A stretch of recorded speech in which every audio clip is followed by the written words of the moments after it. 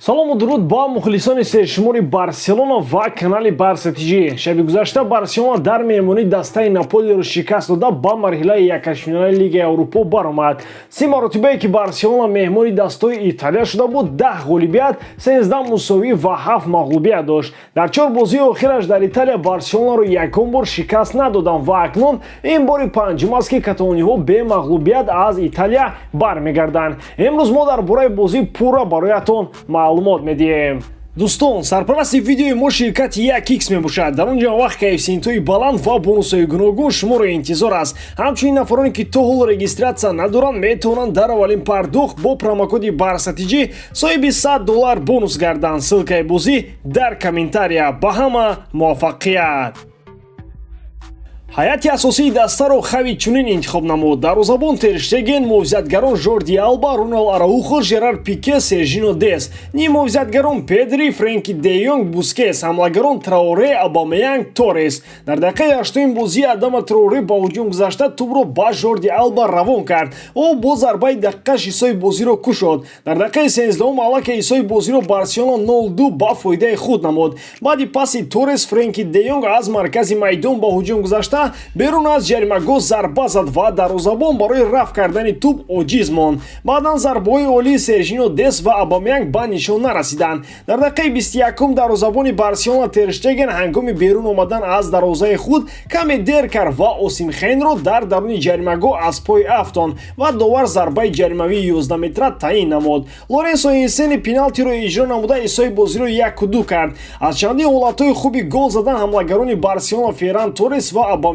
истифода карда натавонистанд. баъди ҳуҷумҳои пайдарпай билохира дар дақиқаҳои охири қисми аввал Барселона голи сеюмашро ба дарвозаи Наполи ворид намуд. баъдан Торрес тӯбро ба Жорди Алба равон кард ва ӯ ба Пике пас доду Жерар аз даруни ҷаримагоҳ зарба зоду исои бозиро 1-3 намуд. ҳамин тавр қисми аввали бозӣ ба анҷом расид. бисёриҳо тасмими гирифтаи Хавиро пеш аз бозӣ танқид карданд ки бояд ба ҷои Френки де Йонг гави вориди майдон мешуд, вале голи задаи Френки талхаи тамоми мухлисони майдони Диего Армандо Марадонаро кафон ва дарвозабони Наполи қариб буд ки ба сактаи дил гирифтор шавад. Адама Траоре чунин ба назар менамояд ки гӯё чоршуш дорад. ягон футболбози Наполи бе қоида вайронкунӣ тӯбро аз Траоре гирифта наметавонанд. агар ҳамин гуна давом додан гирад, магар аз дастонаш маҷбур мешавад ки пойҳояшро ҳам рӯған кунад. голи задаи Инсини нишон дод ки новобаста аз ҳисоби бозӣ то охирин фурсат ба рақиб фишор овардан лозим аст ва дар қисми дуюм ҳамин корро ҳам карданд.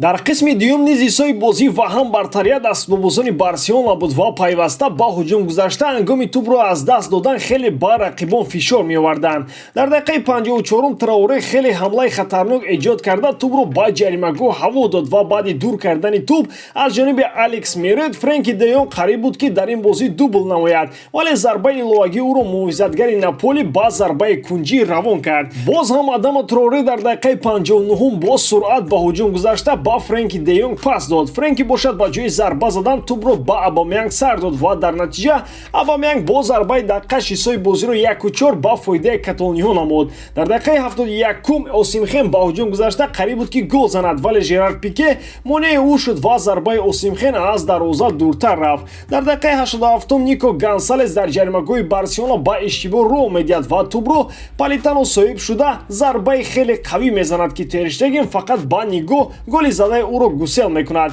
ҳамин тавр бозӣ бо ҳисоби 2-4 ба анҷом расид ва Барселона дар ду бозӣ 5-3 Наполиро шикаст дода ба даври якачфиналаи Лигаи Аврупо рохат гирифт. метавонем ба боварии комил бигӯем ки Хави дар ҳақиқат Барселонаро дигар кард. тамошо кардани бозиҳои охир барои мухлисони Барселона просто кайф аст. баъди бештар аз 20 сол Барселона дар меҳмонӣ дар мусобиқотҳои аврупоӣ ба задани 4 гол мушарраф гардид. бори охир дар соли 2001 Барселона дар меҳмонӣ Вислои Краковро бо ҳисоби 3-4 шикаст дода буд. Жерар Пике голи 15-ми худро дар мусобиқотҳои аврупоӣ зада бо легендаи собиқи Барса Роналд Куман баробар гардид. аз 5 бозии охир дар сетояш Барселона дар қисми аввали бозӣ ба дарвозаи ҳарифон 3 гол мезанад. Дар бозӣ бо Атлетико, Валенсия ва Наполи. Прессинге ки футболбозони Барселона ба Наполи карданд, кайҳо боз чунин Барсаро надида будем. Католониҳо маҷбур мекарданд рақибро ки ҳангоми соҳиби туп буданд ба иштибоҳ роҳ диҳанд. Чуноне ки Хави иброз намуда буд, агар мо чунин услуби бозиро давом додан гирем, 90% бозиҳоро мо бо ғолибият анҷом медиҳем. Бори охир 4 гол ба дастаи Италия Барселона дар соли 1960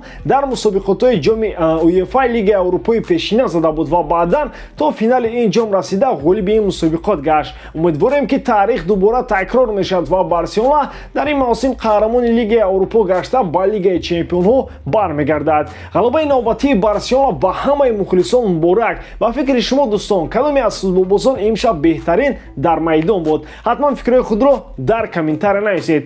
Дар ҳам ҳолат Барселонаро дӯст доред ва канали Барса тижиро дастгирӣ кунед. Дастгирии шумо пешравии мо. Бо шумо мисли ҳар вақта Муҳаммад Гаиров. Хай бачаҳо, дар паноҳи Аллоҳ.